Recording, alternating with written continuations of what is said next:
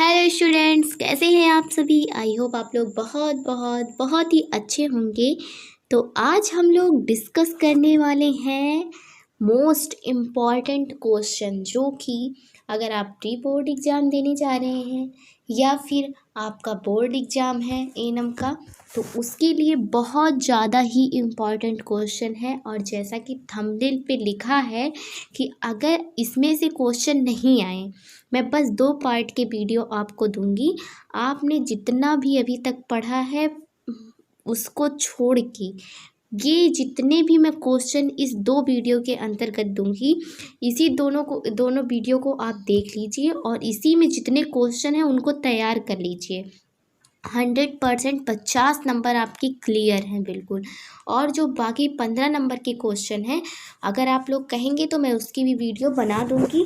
और लेकिन ये 50 नंबर के जो क्वेश्चन हैं बस इसी 2 वीडियो से आने वाले हैं। और अगर नहीं आए इसमें से क्वेश्चन, तो आप लोग तुरंत मेरे चैनल को अनसब्सक्राइब कर देना। तुरंत 1 मिनट भी मत लगाना, तुरंत अनसब्सक्राइब कर देना। बट हाँ, ये जो मैं क्वेश्चन बता रही हूँ बस इसी क्वेश्चन को आपको तैयार करना है। इसके पहले आपने जो भी पढ़ा उसको छोड़ दीजिए, बस यही क्वेश्चन आपको तैयार करना है। तो आज का हमारा फर्स्ट क्वेश्चन है प्लेसेंटा। प्लेसेंटा किसे कहते हैं? तो आज आपको मैं बस क्वेश्चन डिस्कस करूँगी, ठीक है, आपके साथ। अगर आप लोगों को क्वेश्चन के साथ साथ आंसर की भी नीड है, आंसर भी आपको चाहिए, आपको इसकी डिटेल वीडियो चाहिए, तो आप लोग कमेंट में बताना, तो मैं इसकी डिटेल वीडियो भी आपको दे दूँगी। तो आज का पहला क्वेश्चन है प्लेसेंटा किसे कहते हैं, ठीक है। तो प्लेसेंटा को आपको बहुत अच्छे तरीके से तैयार करना। Most most most important question है प्लेसेंटा, 5 नंबर में पूछ लेता है, ठीक है। सेकंड क्वेश्चन है पीपीएच, पोस्ट पार्टम हेमरेज के बारे में आपको बताना है कि पीपीएच क्या होता है। लोकिया के बारे में आपको बताना है कि लोकिया के बारे में 5 नंबर की, ये सब जो है क्वेश्चन है 5 नंबर के क्वेश्चन आते हैं। प्लेसेंटा हो गया, पीपीएच हो गया, लोकिया हो गया, और role of ANM in preparation of labour. तो लेबर के बारे में पूछता है कि कभी कभी 10 नंबर में भी पूछ लेता है, और पूरी लेबर जो प्रोसेस होती है, स्टेजेस होते हैं, उनके बारे में भी पूछता है क्वेश्चन। आर्टिफिशियल जो फीडिंग होती है, जो पूरक आहार के बाद जो 6 मंथ तक तो माँ का ही दूध बच्चा पीता है, उसके बाद जो आर्टिफिशियल फीडिंग दी जाती है उसके बारे में पूछ रहा है। पेल्विस तो मोस्ट इम्पॉर्टेंट क्वेश्चन है कि आना ही आना है आपकी क्वेश्चन पेपर में। और यहाँ से अगर क्वेश्चन नहीं आए तो आप लोग तुरंत मेरे चैनल को अनसब्सक्राइब कर देना। इतने क्वेश्चन, बस 2 पार्ट की वीडियो दूंगी मैं आपको, और उसी दोनों पार्ट में से क्वेश्चन आएंगे। नेक्स्ट क्वेश्चन देखते हैं। प्रसव को परिभाषित कीजिए। प्रसव के चरणों की व्याख्या करते हुए तृतीय चरण के प्रबंधन का विस्तार से वर्णन कीजिए। तो इसके बारे में भी क्वेश्चन आता है कि पूरी लेबर प्रोसेस को आपको बताना रहेगा। ये अगर आप पढ़ना तो लेबर के बारे में पूरा कंप्लीट स्टेज को सारे के स्टेज को पढ़ लेना, क्योंकि कौन सा स्टेज आ जाए कोई पता नहीं रहता है, और ये 10 नंबर का क्वेश्चन बनता है। एक्लेम्सिया को परिभाषित कीजिए। एक्लेम्सिया के साइन एंड सिम्टम और मैनेजमेंट को और डिस्क्राइब करिए। तो eclampsia is most important. Eclampsia के बारे में आपको पढ़ना है, उनके साइन, सिम्टम्स, मैनेजमेंट, सब कुछ के बारे में आपको पढ़ना है, और उसके बाद अगर क्वेश्चन में आता है तो लिखना है। थर्ड क्या है कि, जस्ट 1 सेकेंड,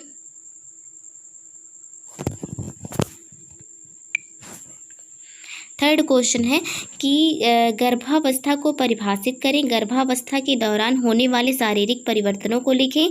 गर्भवती माता तथा उसके आहार से संबंधित आप जैसे आहार से संबंधित आप क्या सलाह देंगे। Define pregnancy, write down psychological changes during pregnancy, what advice will you give to pregnant mother regarding her diet. तो ये थर्ड क्वेश्चन हमारा हो गया। फोर्थ क्वेश्चन है write down about family planning, write the role of ANM in family planning. तो परिवार नियोजन के बारे में आपको लिखना है इसमें, और परिवार नियोजन में एक एनम की भूमिका क्या होती है उसके बारे में भी आपको बताना है। Fifth question is define normal puerperium, write down the complication during puerperium, describe management and nursing care of a mother with sub involution of uterus during puerperium. So, fifth question, define normal puparium, write down the complication during puparium, describe management and nursing care of mother with sub-involution of uterus during puparium।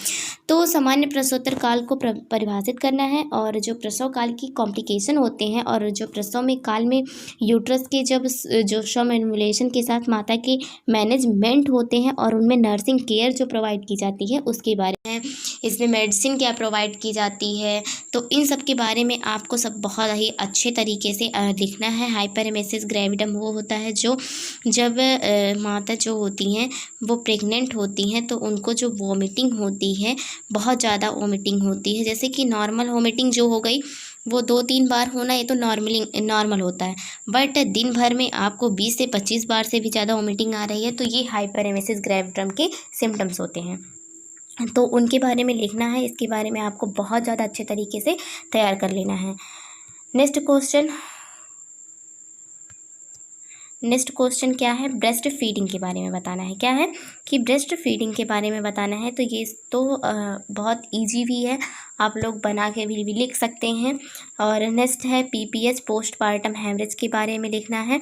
और pelvis फिर देखिए question आ गया, pelvis is most important. Pelvis के बारे में पूरा अच्छे तरीके से आपको रट के जाना है, उसके टाइप्स कितने होते हैं, और जैसे कि पॉलीपेप्टाइड हो गया, एंड्रॉइड हो गया, तो ये सब जो पेल्विस होते हैं, पेल्विस के टाइप्स होते हैं, पेल्विस में कितने बोन्स पाए जाते हैं, इन सब के बारे में भी आपको अच्छे तरीके से लिखना है। और अगर ये 4 नंबर, वैसे तो मोस्टली 5 नंबर के ही क्वेश्चन आते हैं, बट 5 नंबर में भी अगर आप क्या करती हैं, फिगर उगर थोड़ा पेल्विस का बनाकर और उसके बारे में पूरा ये यहाँ कौन सी बोन्स है, यहाँ कौन सी बोन्स है, सब बोन्स के बारे में लिख देती हैं तो आपको नंबर अच्छा स्कोर होगा। फोर्थ है फीटल स्कल। फीटल स्कल के बारे में लिखना है। फीटल स्कल्स में कितने बोन्स पाए जाते हैं, एंटीरियर जो पोस्टीरियर बोन्स होते हैं, इन सब के बारे में भी लिखना है। और एंटीरियर फॉन्टेल्ले जो होते हैं, पोस्टीरियर फॉन्टेल्ले होते हैं, तो एंटीरियर पोस्टीरियर फॉन्टेल्ले कब क्लोज होते हैं, इन सब के बारे में भी आपको, जैसे कि इधर एंटीरियर फॉन्टेल्ले हो गया, इधर जैसे कि पहले फीटल स्कल के बारे में लिखना है कि ये खोखलानुमा संरचना होता है और ये क्या करता है कि माँ जो बच्चा होता है उसके माइंड को एक सुरक्षा प्रदान करता है। फिर फीटल स्कल्स में क्या लिखना है, फिर सेकंड में फिर सेकंड में लिखना है फीटल स्कल में कितने बोन पाए जाते हैं, फिर डायमीटर्स कितने पाए जाते हैं, जैसे जिस हिसाब से क्वेश्चन है। वैसे मोस्टली 5 नंबर के आते हैं, तो आपको अगर जैसे कि सिर्फ बोन्स के नाम याद है तो बोन्स के नाम लिख दो, फिर डायमीटर्स लिख दो कि हाँ इतने डायमीटर्स होते हैं। फिर उसके बाद अगर टाइम हो तो लिख दो कि फीटल स्कल में जो एंटीरियर फॉन्टेल्ले होते हैं और पोस्टीरियर फॉन्टेल्ले होते हैं, एक तरफ एंटीरियर डालना, एक तरफ पोस्टीरियर डालना। तो एंटीरियर में पहला ये होता है कि ये कितने मंथ में क्लोज होता है, फिर सेकंड, फिर थर्ड, ऐसे ऐसे करके 4-5 पॉइंट लिख देना है, नंबर अच्छा स्कोर होगा। सेकेंड 6 है हाइड्रेट्रिफॉर्म मोल। हाइड्रेट्रिफॉर्म मोल के बारे में लिखना है कि हाइड्रेट्रिफॉर्म मोल क्या होता है, जो इसमें प्रेगनेंसी के दौरान जैसे कि मांस की जो फिंगर लाइक स्ट्रक्चर हो जाते हैं उसी को हाइड्रेट्रिफॉर्म मोल कहते हैं। अगर आपको इसकी डिटेल वीडियो चाहिए तो मैं इसके बारे में बता सकती हूँ, मतलब इसी जितने भी क्वेश्चन आपको डिस्कस करवा रही हूँ इसके नोट्स भी प्रोवाइड करा सकती हूँ अगर आपको नीड हो तो। अगर आपने नोट्स बनाए हैं तो फिर आप ये क्वेश्चन देख के बहुत ही आराम से ये इस क्वेश्चन को याद कर सकते हैं। लॉन्ग टाइप में आ जाएगा कि define labour, explain stage of labour, right the management of second stage of labour.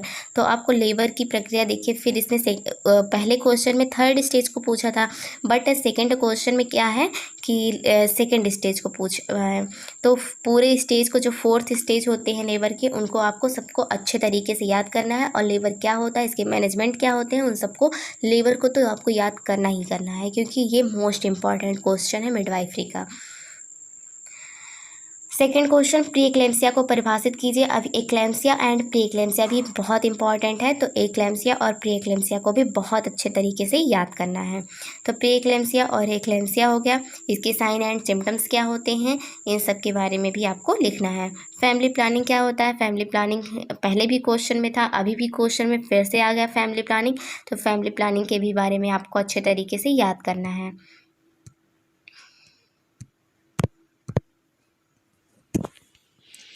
Next question है, define normal puerperium, write down the complication during puerperium, describe management and care of a mother with सब इन्वॉल्वेशन uterus during puerperium. तो ये भी question repeated है, तो आपको इसके बारे में भी बहुत ज़्यादा अच्छे तरीके से याद करना है, ये क्वेश्चन आना ही आना है।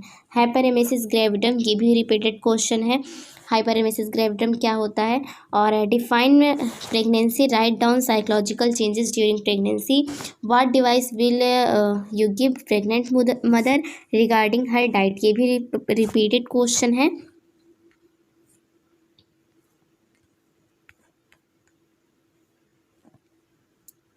आई थिंक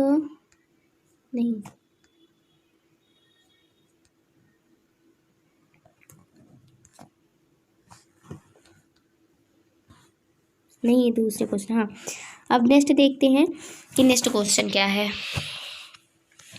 तो वेंटोज जो डिलीवरी होती है, ventouse method and position of ventouse extraction delivery.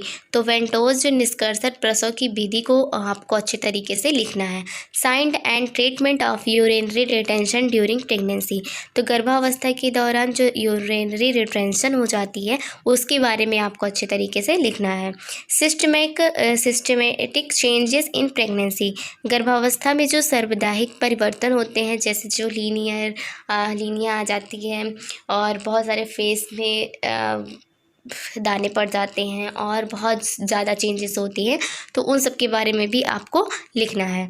Difference between true labour pain and false labour pain. तो ये असली प्रसव एंड पीड़ा नकली प्रसव के बारे में लिखना है। तो ट्रू लेबर पेन्स वे होते हैं, जैसे कि जब ट्रू लेबर पेन्स होता है तो डायलेशन होता है वेजाइना में, बट जो फॉल्स होता है वो उसमें क्या होता है कि डायलेशन नहीं होता है।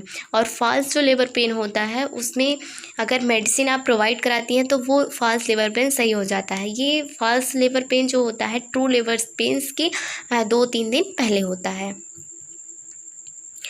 Minor elements during puerperium. तो सूतिका अवस्था के दौरान होने वाली छोटी छोटी जो तकलीफ़ें होती हैं उनके बारे में भी लिखना है।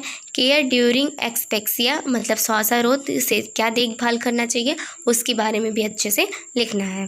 तो ये 4th नंबर के क्वेश्चन, ये सब जो क्वेश्चन बनते हैं 4-4 नंबर या 5-5 नंबर के शॉर्ट टाइप के क्वेश्चन बनते हैं, तो इनमें बहुत ज़्यादा नहीं लिखने की ज़रूरत है, बट आपको फोकस ज़्यादा करना है लॉन्ग टाइप में। तो लॉन्ग टाइप में ज़्यादा याद करना है और जो शॉर्ट टाइप है उसमें कम तैयार करना है। अब हमारा आता है लॉन्ग टाइप के किस टाइप से क्वेश्चन आते हैं, ठीक है। तो postnatal mother having bacterial infection in reproductive organs, write about her puerperal sepsis in details. तो प्रसूता को शिशु के जन्म के पश्चात जीवाणुओं द्वारा जनन मार्ग का संक्रमण हो गया है, इसके बारे में आपको विस्तार से लिखना है। तो इसमें क्या क्या मैनेजमेंट होंगे, क्या क्या प्रक्रियाएँ की जाएंगी। Due to some factors during pregnancy, amniotic membranes has been ruptured. Write about the management of premature rupture of membranes in detail. तो गर्भावस्था में जो झिल्ली होती है वो किसी कारण से समय पूर्व ही फट गई है, उसके मैनेजमेंट के लिए आपको क्या क्या करना होगा, क्या प्रक्रियाएं होंगी, उसके बारे में भी आपको अच्छे तरीके से लिखना है। Third question is explain in detail population trends in India. तो भारत में जनसंख्या का जो विस्तार हो रहा है उसकी क्या कॉजेज हैं, उसकी मैनेजमेंट में क्या करना चाहिए, इन सब के बारे में भी आपको लिखना है। Fourth question, widow womens are facing which kinds of problem in India and right laws related to it. तो विधवा जो महिलाएं होती हैं उनको भारत में किस तरीके की समस्याओं का सामना करना पड़ता है, इससे संबंधित जो कानून बनाए गए हैं उसको कानून को भी आपको लिखना है। और वो कानून कब बनाए गए हैं, अगर आप कानून को लिखती हैं तो एक तरफ ऐसे पहले हेडिंग डालेंगी कानून कौन कौन से हैं, फिर उसके बाद फर्स्ट डालेंगी, फिर उसके बाद यहाँ पे उसको लिखेंगी और वो कौन से सन में चलाए गए उस सन को अगर आपको याद है तो सन भी आप लिख सकती हैं।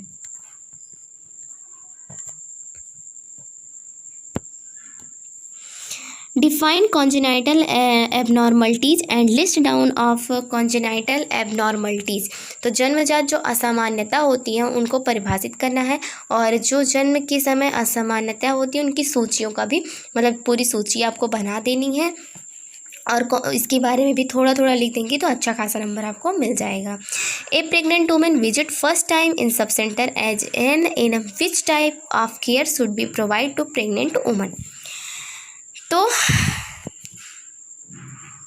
एक गर्भवती महिला जो है वो उपकेंद्र पे पहली बार आती है। एक एएनएम के रूप में गर्भवती महिला को किस तरह की देखभाल आपको प्रदान करनी चाहिए, तो इसके बारे में भी आपको लिखना है अच्छे तरीके से। So female pelvic is most important, बार बार ये टॉपिक आएगा। फीमेल पेल्विक्स आपको तैयार करना ही है। फीमेल पेल्विस हो गया, प्लेसेंटा हो गया, यूट्रस क्या होता है इसके बारे में, और kangaroo mother care. Kangaroo mother care आपने एएनएम फर्स्ट ईयर में पढ़ा रहा होगा, तो उसके बारे में भी आपको तैयार कर लेना है। और बेबी फ्रेंडली हॉस्पिटल, ये भी आप चाइल्ड हेल्थ नर्सिंग में पढ़ी रही होंगी, तो वो नोट्स भी एक बार आप उठाकर देख लेना। 6 क्वेश्चन एड्स क्या होता है। एड्स को आपने प्राइमरी हेल्थ सेंटर में पढ़ा होगा, और ये जो मिडवाइफरी है इसमें भी आपने एड्स पढ़ा होगा। तो एड्स के बारे में भी आपको अच्छे तरीके से नॉलेज होना चाहिए और अच्छे तरीके से आपको लिखना है। इसके मैनेजमेंट क्या होते हैं, इसके प्रिवेंशन क्या होते हैं, इसके कॉजेज क्या होते हैं, सिम्टम्स क्या होते हैं, इन सब के बारे में आपको एड्स में लिखना है।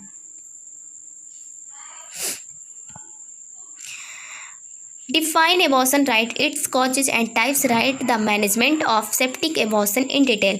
तो abortion is most important, तो abortion के बारे में आपको तैयार करना ही करना है। तो गर्भपात को परिभाषित करें और उसकी कारण व प्रकार बताएं। सेप्टिक एबॉर्शन के प्रबंधन को विस्तार पूर्वक लिखें। इसमें सेप्टिक पूछा है, किसी में मिस्ड पूछ सकता है, तो आपको सारे जितने भी अबॉर्शन होते हैं उन सब के बारे में आपको याद करना है। Define PPH, right its causes, right the management of true PPH. तो पीपीएच क्या होता है उसके बारे में, उसकी जो मैनेजमेंट होते हैं। वास्तविक प्रसव रक्तस्राव के प्रबंधन को विस्तार में लिखें। ये पीपीएच देखिए 5 नंबर में भी आ सकता है और 10 नंबर में भी आ सकता है। तो पीपीएच को आपको बड़े ही अच्छे तरीके से याद करना है।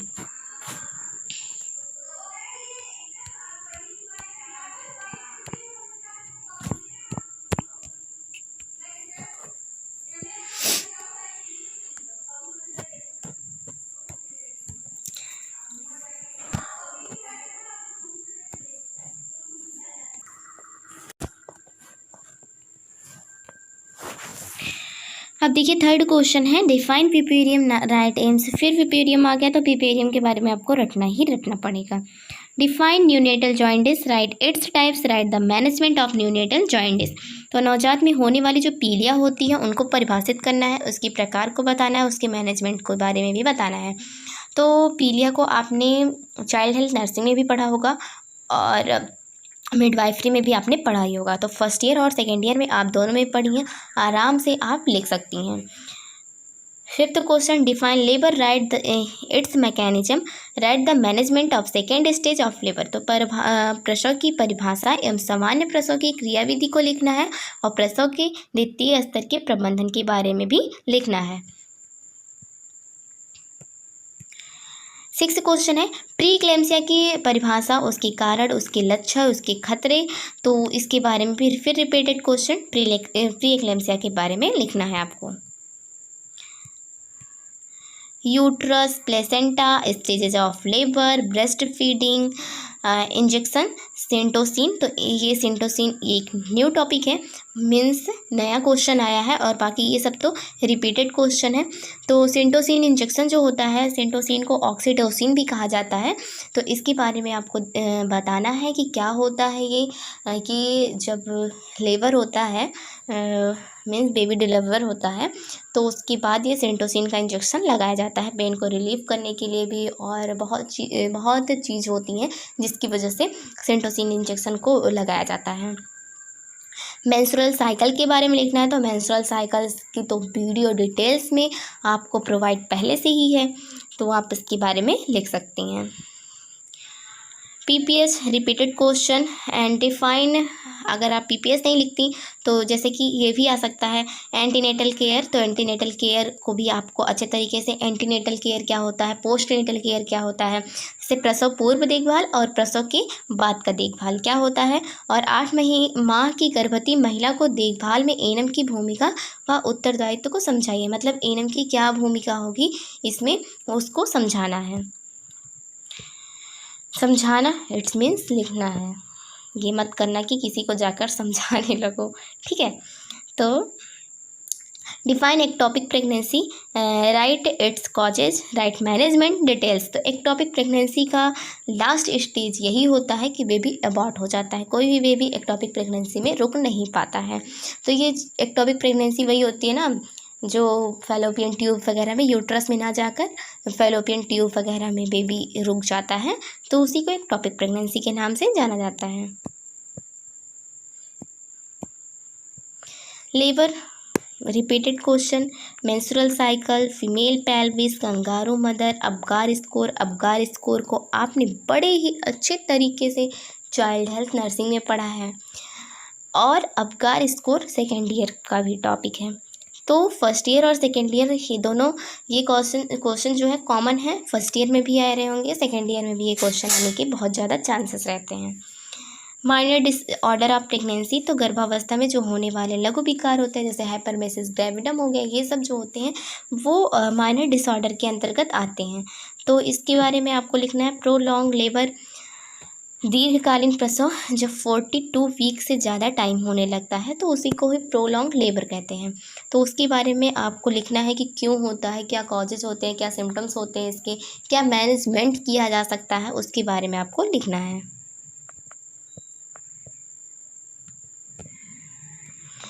उसके बाद है गर्भावस्था की परिभाषा, define pregnancy sign and symptoms, वह ट्राइमेस्टर। हाँ, ये न्यू है कि गर्भावस्था के प्रथम ट्राइमेस्टर के टाइम पे साइन और सिम्टम्स क्या होते हैं। तो first trimester, second trimester and third trimester, सबके बारे में आपको अच्छे से याद करना है, क्योंकि क्या पता कि फर्स्ट ट्राइमेस्टर पूछ ले, कि सेकेंड ट्राइमेस्टर पूछ ले, कि थर्ड ट्राइमेस्टर पूछ ले। Second question, pre-eclampsia, repeated question, right the causes and symptoms and management of iron deficiency. तो आयरन की कमी से होने वाली जो अनीमिया की आयरन की कमी से जो अनीमिया रोग हो जाता है, उनके लक्षण क्या हैं, उनके मैनेजमेंट क्या है, इनके बारे में आपको बताना है। फैमिली प्लानिंग, रिपीटेड क्वेश्चन, और एंटीनेटल केयर, ये भी मैंने आपको बता ही दिया। तो ये रहा आज का हमारा वीडियो, और ये मोस्ट इम्पॉर्टेंट क्वेश्चन है। अभी इसके लिए सेकेंड पार्ट भी आएगा, उसमें भी मैं कुछ इम्पॉर्टेंट क्वेश्चन को रखी हूँ। तो अगर आप ये फर्स्ट और सेकेंड क्लास देख लेते हो तो 50 नंबर आपके पक्के हैं। इसके अलावा आपको कुछ नहीं पढ़ना है। अगर आपके एग्ज़ाम आ गए हैं तो बस आपको इतने ही क्वेश्चन तैयार करने हैं। और अगर आप ज़्यादा ओवर पढ़ना चाहते हो तो इट्स आपकी मर्जी, एज योर विश आप। बट मेरा यही मानना है कि एग्ज़ाम के टाइम पे बस आपको एग्ज़ाम क्वालिफाई अभी करना है, बाद में नॉलेज लेना है, ज्ञानी बनना है, तो बाद में आप बन जाना, बाद में सब कुछ रट लेना। लेकिन अभी इतने ही क्वेश्चन आप रटो तो ज़्यादा सही रहेगा अकॉर्डिंग टू मी। बाकी एज योर विश, आपकी जैसी इच्छा आप कर सकते हो। आई होप आपको वीडियो पसंद आया होगा। अच्छा लगा हो तो लाइक करें और दोस्तों के साथ भी शेयर करें। Thanks for watching the video.